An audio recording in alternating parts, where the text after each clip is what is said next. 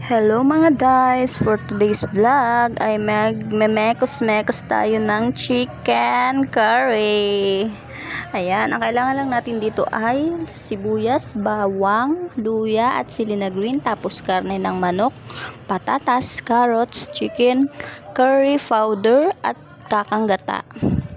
Igigisa ko lang dito ang sibuyas, bawang, luya at sili na green, tapos yung karne ng manok. Lalagyan natin ng tubig, papakuluan hanggang sa lumambot.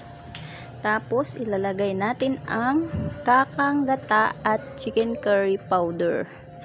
Tapos hintayin lang natin na maluto ng ilang minuto. Yon, imemekos-mekos na natin ito dahil bonggang gutom na ito. Yan na, maluluto na siya. Pwede na to. Let's eat. Salamat.